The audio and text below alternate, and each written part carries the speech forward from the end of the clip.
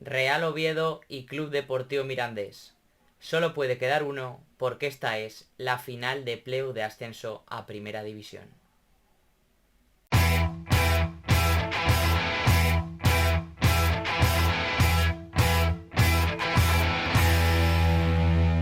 Muy buenas y bienvenidos a un nuevo vídeo en el canal. Hoy toca hablar, por supuesto, de ese partidazo, de esa ida y vuelta de la eliminatoria que toca ahora y que es la última de la categoría. Con esto se va a poner punto y final a otro año más en segunda división y para ello cierran en este caso el Real Oviedo y el Club Deportivo Mirandés, que se han ganado por derecho propio, por méritos, evidentemente, estar aquí, llegar hasta el último día, hasta el final, peleando por lo máximo, ascender a Primera División, y para ello han tenido que superar muchas etapas. Fueron los dos equipos inmediatamente perseguidores de los dos que ascendieron de forma directa, porque tanto los asturianos, que quedaron terceros, como los jabatos, que fueron cuartos, de hecho pelearon hasta el último día también esa segunda posición, que al final se llevaron los ilicitanos y que por ello han tenido que llegar y avanzar 2 semanas más, tener que quedarse 2 semanas más para jugar este playoff, y ahora mismo están en la última cita donde todo se decide. Llegan los de Paunovic tras una eliminatoria muy igualada ante la Unión Deportiva Almería, que para mí incluso fue superior en el cómputo general, en el juego, pero no en las áreas. El acierto que tuvieron los carballones fue tremendamente impresionante, tanto en área propia como en la rival, porque en la propia con Escandel, con los dos centrales, se sostuvo muy bien en los momentos sufridos, en los momentos de resistencia. Se adelantó con ese gol tempranero de Nacho Vidal, el 0-1 en el primer duelo, en la ida en Almería. Poco después acabó encajando ese gol de Arribas, que volvió a igualar la eliminatoria. Y en la segunda parte, para mí, que estaba siendo mejor los indálicos, tanto presionando alto, dejando sin salida al Real Oviedo, que no podía salir demasiado, ya no de su campo, sino incluso por momentos casi de su área, desde su frontal. Estaba sufriendo, resistió muy bien porque defensivamente es un equipo muy fuerte, además sobre todo defendiendo bajo, cerca de su portero, y hasta cuando podían salir y llevaban el bloque un poco más arriba, también superaban muy bien la presión los andaluces con esa salida, con Selvi, que hizo unos buenos minutos y que a partir de ahí hizo que el Almería empezase a imponerse en campo rival. Lo dicho, para mí fue mejor, estaba siendo mejor. De hecho, yo creo que los cambios del técnico serbio del Oviedo fueron para protegerse y para aguantar un resultado que era positivo y que era bueno fuera de casa. Era un empate que de hecho en la vuelta también le valía para pasar de ronda, porque había quedado mejor en la clasificación. Su temporada había sido mejor que la de el Almería y por tanto, en caso de empate, de que todo fuese igualado, al acabar los 120 minutos del segundo partido, le daban esa semifinal. Pero es que justo ahí, cuando precisamente había hecho los cambios Paunovic, cuando dio entrada a jugadores de perfil más bien defensivo, metió a César de la Hoz para acompañar a Sibo en el medio campo, después atrás con Luengo para acompañar a los dos centrales, y luego aparte a Pomares para acabar jugando con 3 laterales, 3 centrales y 2 mediocentros defensivos. Ahí, justo ahí, una gran acción acabó con el 1-2 de Nacho Vidal, que lo puso todo patas arriba y que le dio claramente una ventaja que al final le ha servido. Y todo a pesar de una primera parte en el Carlos Tartiere en la que el Almería estaba siendo mejor. De hecho, estaba haciendo uno de los mejores tramos de la temporada seguramente, aun sin Luis Suárez o Puigmal, las bajas que tenía y de las que ya hemos hablado en otros momentos, y que obviamente echó mucho de menos, sobre todo al colombiano, que era el futbolista más diferencial, ya no de la Almería, sino que uno de los 2-3 de la categoría. No tuvo esa pegada que suele tener habitualmente con el delantero, pero aún así creo que hizo un gran partido, fue a por su rival, no le valía otra cosa que no fuera ganar. Se puso por delante, aprovechó esos minutos en los que no dejó salir otra vez con esa presión alta al Real Oviedo, lo metió, le echó atrás, le hundió en su área, le generó ocasiones para ponerse por delante, como hizo con ese penalti de Melero. Así se llegó al descanso, pero es que ahí en la segunda parte, desde el minuto 45, Cazorla lo cambió todo. Y es que su entrada contagió a su equipo, empezó a tener el Oviedo alguna posesión en campo rival, empezó a acercarse a la puerta de Fernando, y ahí en una jugada individual prácticamente en la que generó esa falta, Cazorla hizo el resto con ese golazo, ese 1-1 que cambió absolutamente todo. A partir de ahí el Oviedo fue creciendo, se fue asentando, fue una segunda parte mucho más igualada en la que la Almería también tuvo sus momentos, sobre todo al final, pero en la que el Oviedo claramente se mostró un equipo mucho más reconocible, como no había pasado en la primera parte.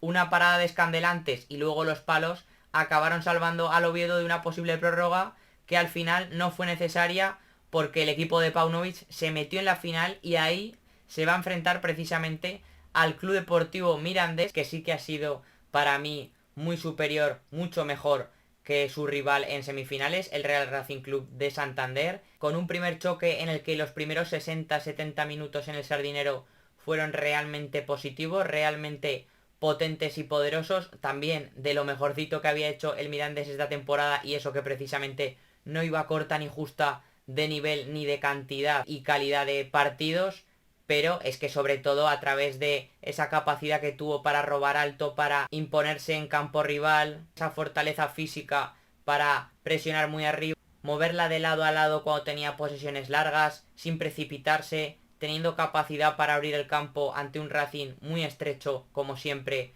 juega el equipo de José Alberto, cargando mucho el área, metiendo mucho centro lateral, y cuando el Racing tenía esa posibilidad de defender hacia adelante, habitualmente lo hace. Es un equipo que no espera, sino que quiere ir hacia arriba, quiere ir a apretar arriba, a apretar alto. Justo ahí el Mirandés le superaba la presión, le encontraba los espacios a la espalda, le hacía transiciones, le machacaba en ese sentido y le acabó sometiendo porque fue un equipo que no pudo resistirlo, el de José Alberto, y que lo acabó pagando caro. Incluso cuando el Mirandés está en esos momentos de zozobra colectiva que no puede salir, permanentemente lo que busca es el balón largo sobre Panichelli para que prolongue, para que aguante de espaldas, para que en definitiva haga que su equipo pueda salir de su área, y a partir de ahí, de espaldas a portería, el delantero argentino se mueve como pez en el agua y ahí acaba haciendo mucho daño a su rival. Es un delantero que físicamente es muy superior y que además eso hace que pueda estirar a su Mirandés,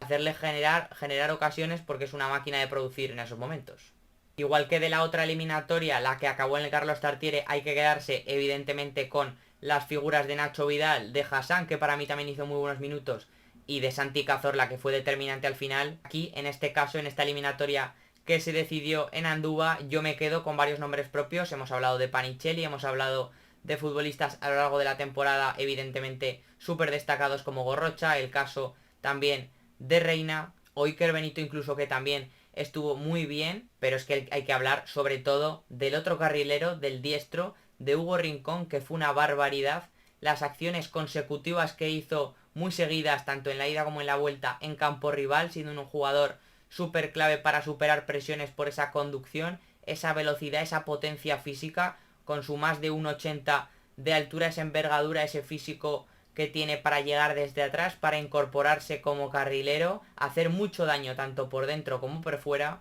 y acabar siendo otra de las notas súper destacables de esta eliminatoria. Y evidentemente también la otra fue Urko Izeta, el delantero que ya suma 15 goles, que ha hecho 3 en esta eliminatoria, y que sobre todo, más allá de las cifras, yo me quedo con sus movimientos antes de ellas, cómo interpreta los momentos en el área, cómo baja a recibir para ser una solución con sus apoyos, o cómo directamente va hacia adelante, tanto con balón, cayendo a costados, siendo como punta de lanza una opción para tirar rupturas. Un jugador que también, sin balón, como digo, interpreta muy bien y sabe manejarse muy bien, tanto en la presión alta, siendo un gran primero o segundo defensor cuando le toca estar por detrás de Panichelli, o también es comprometido en repliegue, y luego además es que es un jugador que es que tiene una fe por encima de la media, que es que lo da todo y que no da por perdido ninguna pelota, y que así de hecho han llegado varios goles, incluso en estos partidos,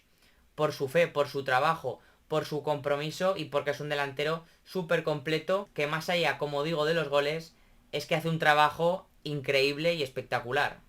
Después de todo esto, llegamos al punto final: Club Deportivo Mirandés Real Oviedo, Real Oviedo Club Deportivo Mirandés. Ese será el orden de los partidos, primero en Andúba y después en el Tartiere, y ahí es donde se va a decidir todo. Evidentemente, uno de los puntos que hay que tener en cuenta, más allá de cómo lleguen o de quién es mejor bajo mi punto de vista. Está claro que hay que hablar de que el empate le vale a los asturianos. El empate al acabar los 90 y después los 120 le valdría a los de Paunovic para ser equipo de primera división. Es decir, para un equipo que es tan fuerte defensivamente, que encaja tan pocos goles y que está siendo tan fiable y competitivo, no tener ni siquiera que ganar los partidos ya es obviamente un paso interesante y que hay que tener muy en cuenta. Más allá de eso, para mí el equipo de Lichi llega mejor, creo que es un equipo más completo porque tiene más registros tanto en campo propio como en el rival, tanto defendiendo bajo como yendo hacia adelante en la presión y luego con pelota para mover el balón, para tener esa capacidad, ese dinamismo entre líneas, para tirar mucho centro lateral. Es un equipo muy bien construido, con muchas fortalezas. Creo que es un equipo más formado, con más registros, porque al final no hay que olvidar y hay que tener en cuenta, no puede pasar por encima que Paunovic lleva 3 meses y Lichi lleva toda la temporada. Entonces, para mí, siendo dos equipos bastante igualados bajo mi punto de vista, lo vais a ver en los porcentajes porque no voy a dar nada por seguro, por supuesto. Yo le doy un 51, sí, 51% al Real Oviedo y un 49% al Club Deportivo Mirandés. Y básicamente, siendo que acabo de decir que para mí los jabatos son mejores, la diferencia para mí es jugar esa vuelta en casa el Real Oviedo y aparte